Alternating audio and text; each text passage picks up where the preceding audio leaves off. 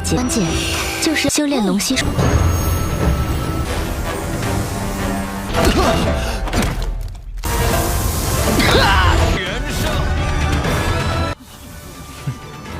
Halo kalian semua, selamat datang di channel singkat padat. Bagaimana kabar kalian semua? Mimin harap kalian semua baik-baik saja. Dan pada video kali ini kita akan melanjutkan alur cerita dari serial Donghua Yuanzhu pada episode terbaru. Kalau gitu langsung saja kita masuk ke bagian cerita terbaru. Cerita ini berlanjut dengan diperlihatkan Yuan yang baru saja memasuki sebuah hutan misterius. Dan di sana Yuan bertemu dengan seorang perempuan yang sedang melihat ke arahnya bernama Yao Yao.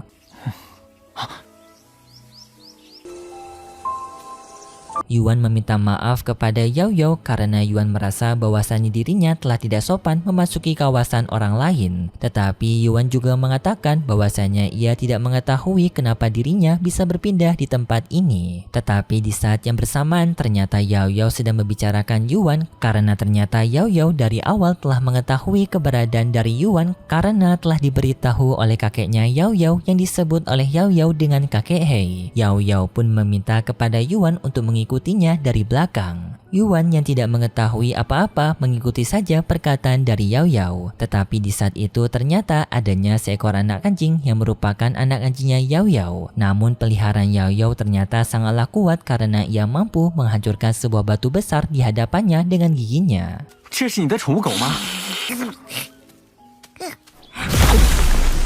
Singkat cerita, Yuan pun pergi menemui kakeknya Yao Yao yang bernama kakek Chang Yuan. Kakek Chang Yuan sendiri ternyata telah menunggu ketibaan seseorang cukup lama. Dan seseorang yang sekarang ia tunggu merupakan Yuan. Kakek Chang Yuan pun melihat kekuatannya Yuan dan ia merasakan bahwasanya Yuan sekarang telah kehilangan kekuatan prinsipnya. Mungkin kita rubah saja dengan sebutan prinsip ini dengan kekuatan meridian agar kalian mudah untuk memahaminya. Kembali ke cerita, kakek Chang Yuan telah menyadari bahwasanya Yuan memiliki kekuatan dari naga suci, tetapi sayangnya naga suci itu telah dicuri. Dan juga sekarang di dalam tubuhnya Yuan juga terdapat adanya racun naga. Kakek Chang Yuan merasa cukup kasihan kepada Yuan karena nasib Yuannya sangat begitu sial. Tetapi Yuan sangat kaget kenapa kakek ini bisa menebak apa yang terjadi kepada tubuhnya. Lalu Yuan pun langsung mengatakan bahwasanya dirinya sekarang membutuhkan bantuan dari kakek Chang Yuan untuk mengaktifkan kembali ke-8 meridiannya. Tetapi sang kakek justru bertanya kepada Yuan kenapa dirinya harus membantu Yuan. Yuan pun menjawab tentu saja karena dirinya yang telah terpilih. Jika dirinya tidak terpilih, maka dirinya tidak akan bisa datang ke tempat kakek Chang Yuan. Kakek Chang Yuan pun memuji kecerdasan Yuan dalam menjawab. Dan sebenarnya kakek Chang Yuan hanya sedang mempermainkan Yuan saja. Karena pada akhirnya kakek Chang Yuan akan membantu Yuan untuk membuka kembali 8 meridiannya. Tetapi kakek Chang Yuan meminta kepada Yuan untuk membuat janji kepada dirinya yang dimana Yuan diminta untuk melindungi Yao Yao dan juga membawa Yao Yao keluar dari dunia ini. Jika Yuan menerima persyaratan ini, maka kakek Chang Yuan akan mau membantu Yuan. Tetapi Yao Yao yang mendengar itu pun sangat kaget kenapa dirinya sekarang harus berpisah dengan kakek Chang Yuan. Dan juga Yao Yao bertanya apakah di masa depan nanti mereka berdua bisa bertemu kembali. Tetapi kakek Chang Yuan tidak menjawab pertanyaan Yao Yao. Ia justru bertanya lagi kepada Yuan apakah Yuan menerima persyaratan yang telah diberikan oleh kakek Chang Yuan. Yuan menjawab dengan begitu percaya diri, mungkin dirinya sekarang tidak memiliki kekuatan yang menakjubkan untuk bisa melindungi Yao Yao. Tetapi Yuan berjanji bahwasanya dirinya akan tetap melindungi Yao Yao, mencegah siapapun orang yang mengincar Yao Yao melewati dirinya terlebih dahulu. Kakek Chang Yuan yang mendengar itu pun puas dengan jawaban Yuan dan lalu ia pun membantu Yuan untuk membuka 8 meridiannya. Dengan kakek Chang Yuan memindahkan Yuan ke dimensi lain yang tanpa dimensi ini diselimuti oleh kekuatan kegelapan. Setelah Yuan berada di sana, Yuan pun mendapatkan serangan dari para makhluk bayangan kegelapan. Yuan pun bertarung melawan para makhluk kegelapan itu yang dalam pertarungan itu Yuan bisa menghancurkan mereka. Tetapi setiap kali Yuan menghancurkan para makhluk itu menggigiti jiwanya Yuan, membuat Yuan pun dirugikan walaupun dirinya bisa mengalahkan para makhluk kegelapan. Yuan. Yuan pun berniat untuk keluar dari dimensi tersebut dengan dirinya memanjat keluar, tetapi para makhluk kegelapan jauh lebih banyak bermunculan dengan adanya bentuk ular menyerang ke arah Yuan. Sampai pada akhirnya kabut kegelapan itu menyelimuti Yuan untuk mengikis jiwanya Yuan kembali. Tetapi Yuan tidak menyerah karena dirinya masih memiliki janji untuk melindungi kedua orang tuanya dan juga balas dendam kepada Kekaisaran Wu. Yang sampai pada akhirnya Yuan pun bisa terbebas dari kabut kegelapan itu dengan dirinya mengeluarkan ledakan aura. Dan hal itu pun membuat Yuan kembali tersadarkan diri. Kakek Chang Yuan langsung menyuruh kepada Yuan untuk segera memeriksa kekuatan meridiannya. Yuan pun sangat kaget karena ternyata setelah dirinya melewati kabut kegelapan sebelumnya, dirinya telah mengaktifkan kekuatan meridiannya. Kakek Chang Yuan memberitahu kepada Yuan bahwasanya sebelumnya Yuan telah melewati sebuah ujian yang disebut dengan ujian hidup dan mati. Ujian itu dikeluarkan oleh kakek Chang Yuan untuk bisa merespon kembali kekuatan meridiannya Yuan yang sedang tertidur. Dan cara untuk bisa mengaktifkan kekuatan meridian yang sedang tertidur adalah memasukkan orang itu ke situasi hidup dan mati. Dan bisa dibilang juga jika saja Yuan tiba-tiba saja menyerah pada ujian tersebut, kemungkinan Yuan akan benar-benar tewas. Tetapi untungnya Yuan memberontak membuat Yuan pun selamat dalam ujian tersebut serta bisa mengaktifkan 8 inti meridiannya. Tetapi inti meridian itu sekarang kembali tertutup dan untuk Yuan bisa membukanya kembali maka Yuan harus melewati situasi hidup dan mati. Yuan tidak masalah dengan hal tersebut asalkan dirinya bisa membuka inti meridiannya. Hal itu sudah membuat Yuan sangat senang. Yao Yao menenangkan kepada Yuan walaupun Yuan tidak bisa membuka inti meridiannya kembali, hal tersebut bukanlah masalah yang besar karena Yao Yao sendiri ternyata juga tidak bisa menggunakan kekuatan inti meridiannya dan dirinya hanya menggunakan teks Yuan ataupun tulisan rune sebagai bentuk kekuatannya untuk melindungi dirinya sendiri. Kakek Chang Yuan memberitahu bahwasanya Yao Yao memang sengaja disegel kekuatan kultivasinya karena adanya suatu alasan yang masih belum bisa dijelaskan oleh kakek Chang Yuan. Lalu Yuan pun meminta kepada sang kakek untuk memberikannya sebuah bekal teknik agar dirinya bisa melindungi Yao Yao. Karena Yuan tidak terlalu yakin dengan kekuatan meridiannya sekarang dan juga kekuatan teks rune-nya dirinya bisa melindungi Yao Yao. 想要说什么？你小子拐弯抹。接下来能开麦修行了。 Yao Yao juga setuju dengan perkataan Yuan. Dirinya tidak mau orang yang melindungi dirinya malah akan membuat dirinya kerepotan. Jadinya Yang Yao meminta kepada kakek Chang Yuan untuk memberikan teknik kepada Yuan. Yuan juga sampai memohon kepada kakek Chang Yuan sampai menyebut kakek Chang Yuan dengan sebutan guru. Kakek Chang Yuan pun mau menerima Yuan sebagai muridnya dan juga kakek Chang Yuan memberikan teknik nafas naga kepada Yuan untuk membantu Yuan mempermudah membuka meridiannya dan juga meningkatkan kekuatan meridiannya, serta juga diberikan teknik pemecah jiwa oleh kakek Chang Yuan. Setelah memberikan dua teknik itu, kakek Chang Yuan juga memberikan sebuah senjata kepada Yuan yang dimana senjata itu merupakan senjata Sain. Dan senjata Sain ini sangat unik karena senjata Sain tersebut yang merupakan sebuah kuas disebut dengan senjata Sain Kuas Tianyi. Tetapi sayangnya kuas Tianyi itu sekarang berada di kondisi yang rusak akibat sebuah pertempuran. Yuan diminta untuk memperbaiki senjata itu dengan mengaktifkan 9 simbol cahaya pada kuas itu. Jika Yuan bisa mengaktifkan 9 simbol cahaya pada senjata kuas tersebut, maka Yuan bisa mengaktifkan kekuatan sebenarnya dari senjata kuas Tianyi. 我天元比在一次战斗中被重创。 竟是最高等级的圣元兵，也不过是上品的玄元兵而已。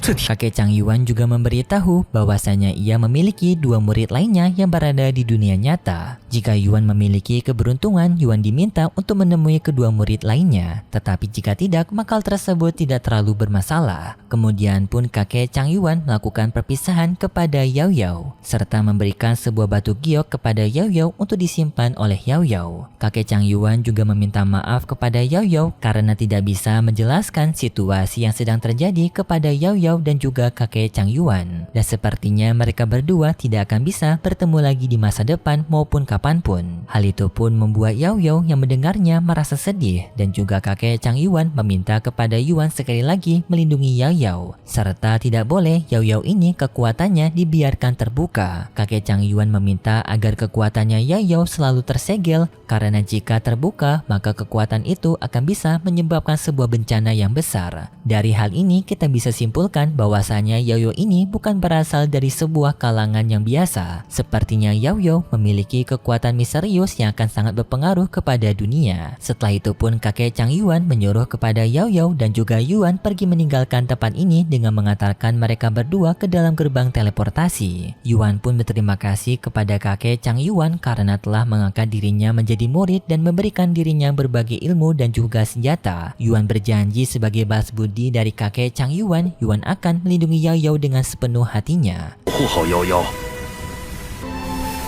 周元， 大护有之果。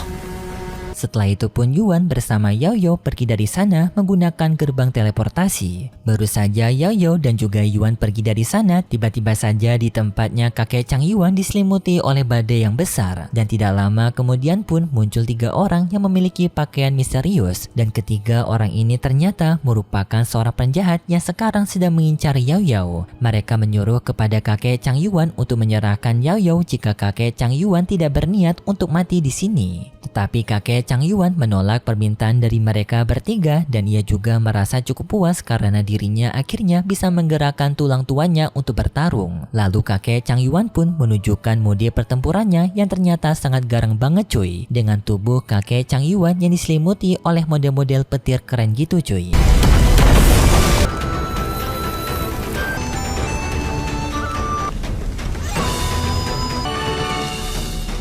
Lalu pertarungan yang dahsyat antara kakek Chang Yuan melawan ketiga orang penjahat ini pun dimulai. Walaupun kakek Chang Yuan merupakan seorang yang tua, tetapi kakek Chang Yuan ini kekuatannya tidak main-main. Kakek Chang Yuan mampu melawan ketiga orang itu secara bersamaan dengan sangat epik.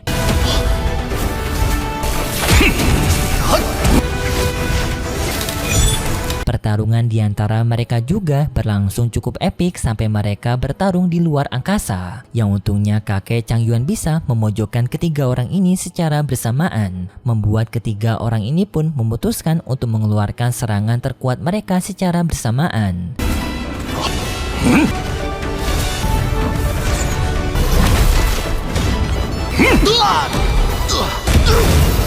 Tak disangka kakek Chang Yuan bisa menghentikan serangan mereka bertiga dengan hanya satu jarinya saja, yang bahkan serangan itu menghancurkan sebuah planet yang berada di luar angkasa.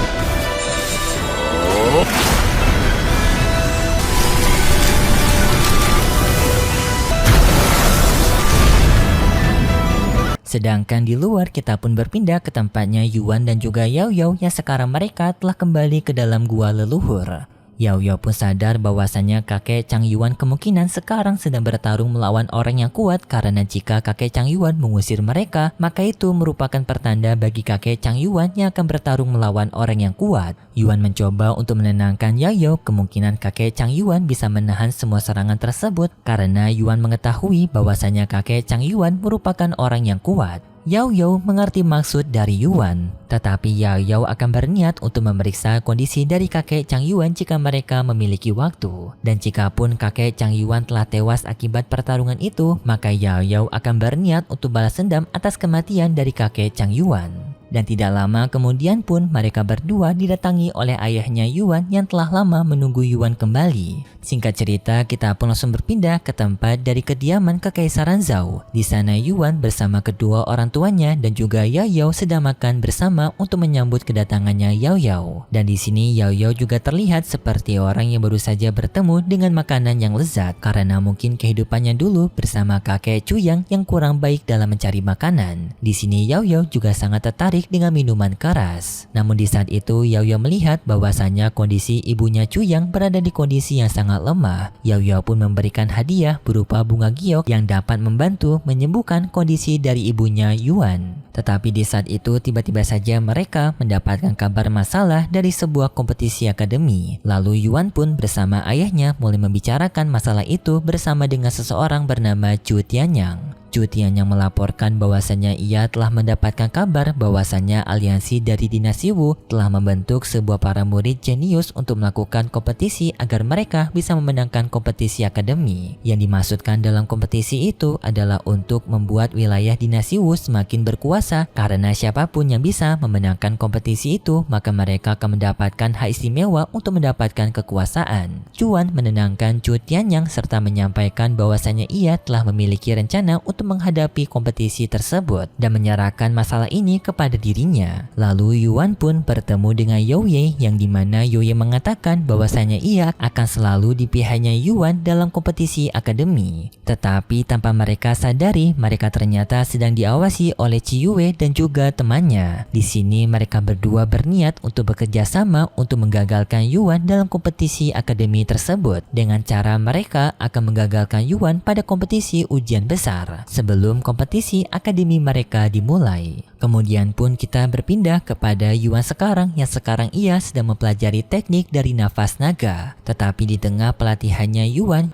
Yaoyao memberitahu kepada Yuan bahwasanya Yuan telah salah menggunakan teknik nafas naga tersebut. Dan tak disangka setelah itu, lucunya Dao mempraktikkan cara untuk menggunakan teknik nafas naga yang benar kepada Yuan. Yuan pun sangat kaget binatang apa ini karena bisa mempraktikkan dari nafas naga. Yang tampak Dao begitu mahir menggunakan teknik nafas naga itu yang bahkan bisa mengeluarkan aura seperti lubang hitam. 要把呼羽吸完美结关键就是修炼龙息术。 Yuan berterima kasih kepada Dao dan ia pun memberikan makanan kepada Dao. Setelah itu pun Yuan melanjutkan latihannya setelah mendapatkan arahan dari Dao. Dan berkas sebelumnya Dao telah memberikan pelajaran kepada Yuan, membuat Yuan pun bisa mempraktekkan teknik nafas naga dengan cukup benar. Namun tidak lama kemudian Yaoyao dibuat terkejut karena ternyata Yuan bisa mempraktekkan teknik dari penapasan naga ini lebih dari sekali dalam sehari. Padahal sepengetahuannya Yaoyao, orang biasa hanya bisa mempraktekkan pelatihan dari teknik penafasan naga ini sekali sehari. Namun berbeda dengan Yuan yang bisa melakukan latihan itu lebih sekali yang bahkan bisa 4 kali. Yaoyao pun merasa cukup kagum kepada Yuan karena Yuan bisa mempraktekkan teknik nafas naga itu lebih dari sekali dalam sehari. Tetapi pada akhirnya Yuan pun juga merasa kelelahan. Namun di saat Yuan yang sedang beristirahat, Yuan meminta kepada Yaoyao untuk mengajari dirinya lebih banyak mengenai teks Yuan karena sepengetahuannya Yuan, Yaoyao mempelajari teks Yuan lebih baik daripada Yuan. Tetapi Yaoyao menolak permintaan dari Yuan karena Yaoyao merasakan kekuatan jiwanya Yuan yang terlalu lemah. Setidaknya Yuan harus bisa menaikkan kekuatan jiwanya berada di ranah dari alam jiwa untuk bisa mempelajari teks Yuan tersebut. Dan cara untuk bisa meningkatkan kekuatan jiwanya Yuan adalah dengan Yuan yang menempa kekuatan jiwanya dengan teknik penghancuran jiwa yang sebelumnya telah diberikan oleh kakek Chang Yuan. Yuan tanpa basa-basi pun langsung melakukan pelatihan di dalam teknik dari penghancuran jiwanya. Di sana Yuan dihadapkan dengan sebuah gerbang penghancur dewa dan juga demon. Dan cara pelatihan Yuan adalah dengan memasuki gerbang tersebut yang membuat jiwanya Yuan tertempa. Setiap kali jiwanya Yuan hancur di dalam tempat penempaan tersebut, Yuan bisa membentuk kembali jiwanya. Yang sampai akhirnya berkat pelatihan itu jiwanya Yuan telah berada di ranah dari alam jiwa. Hal ini pun membuat Yaoyao merasa sangat kaget karena tak menyangka jika Yuan bisa meningkatkan kekuatan alam jiwa dengan sangat cepat. Singkat cerita, Yaoyao menerima Yuan sebagai muridnya untuk mempelajari teks kuno. Yang lalu setelah itu pun Yuan melakukan latihannya dengan berbagai latihan. Pertama, ia masih melatih teknik dari nafas naga, lalu berlatih dari teks Yuan bersama dengan Yaoyao dan juga mempelajari teknik dari senjata lainnya yaitu senjata kuas. Pelatihan yang dilakukan oleh Yuan terus berlangsung sampai pada akhirnya kompetisi ujian pun dimulai. Pada kompetisi ujian ini, Chuyan sebenarnya kompetisinya telah diatur oleh Ciyue karena Ciyue yang berniat untuk menggagalkan Chuyan pada kompetisi ujian terakhir agar bisa menghancurkan kekaisaran Zhou mereka. Singkat cerita, kompetisi pun telah dimulai dengan Yuan pertama yang akan bertarung melawan seseorang bernama Pei Yun. Mendengar itu pun membuat semua orang sangat kaget karena Pei Yun sendiri berada di tingkatan dari meridian ketiga. Bagaimana bisa Pangeran Yuan mengalahkan seseorang seperti Pei Yun? Yuan sendiri yang dalam pertarungan itu telah menyadari bahwasannya pertarungannya telah diganggu oleh Ciyue. Tetapi Yuan tidak takut, dirinya tetap mengikuti pertarungan ini dengan dirinya memasuki arena pertarungan bersama Pei Yun. Lalu pertarungan Yuan antara Pei Yun pun dimulai yang dalam pertarungan itu Yuan bisa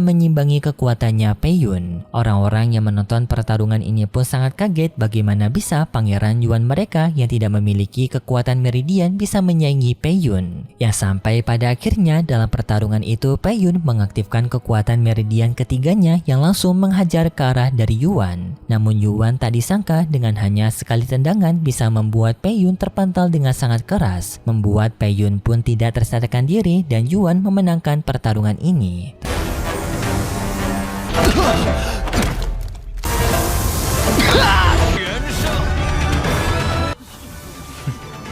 Tetapi sayangnya setelah itu pun juga cerita dari serial Donghua Yuanzu episode 2 dan juga 3 bersambung. Kalau gitu pun terima kasih buat kalian semua yang sudah menonton video ini sampai akhir. Jika kalian suka dengan video kali ini bisa beri like serta subscribe dan sampai jumpa di video selanjutnya. See ya!